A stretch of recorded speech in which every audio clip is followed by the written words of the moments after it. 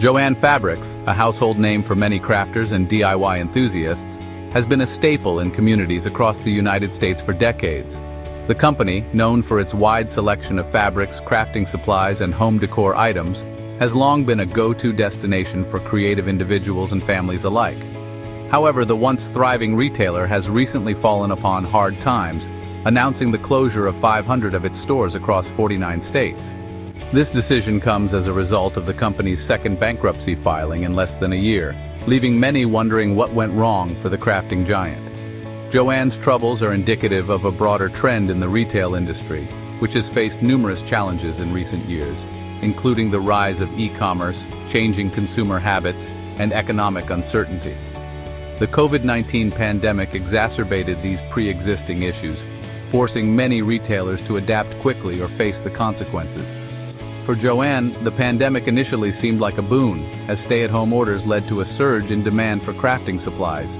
However, this surge proved to be short-lived, and the company was soon grappling with the same challenges as its competitors, ultimately leading to its first bankruptcy filing in early 2024. Joann's journey to closing 500 stores is a cautionary tale of the challenges facing traditional retailers in the 21st century.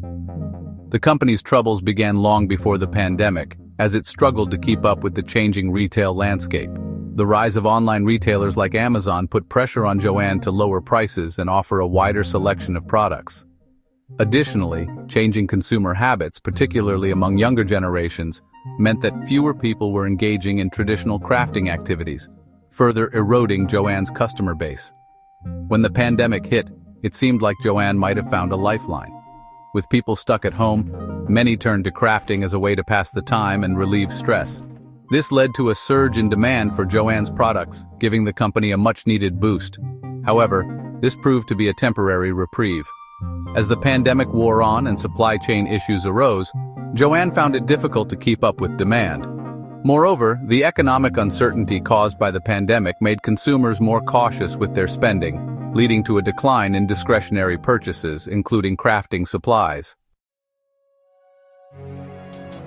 Joann's decision to close 500 stores will have a ripple effect across the country, impacting not just the company itself, but also its employees, customers, and the communities it serves.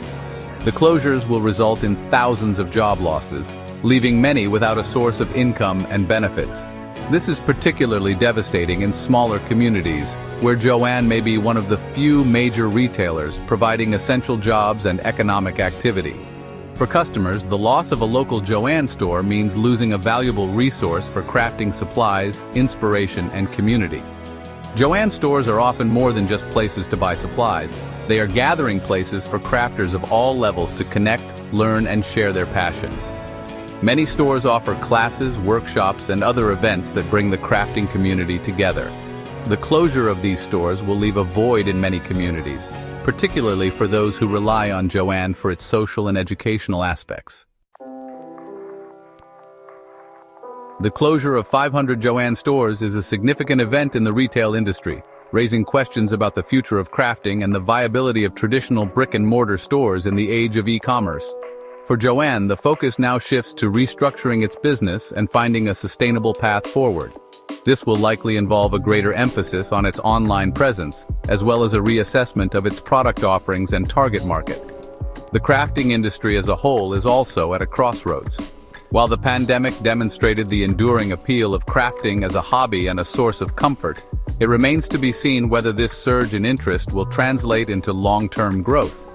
The industry will need to adapt to changing consumer preferences, embrace technology, and find innovative ways to engage new generations of crafters. The future of crafting may look different than it did in the past, but with creativity and resilience, it can continue to thrive.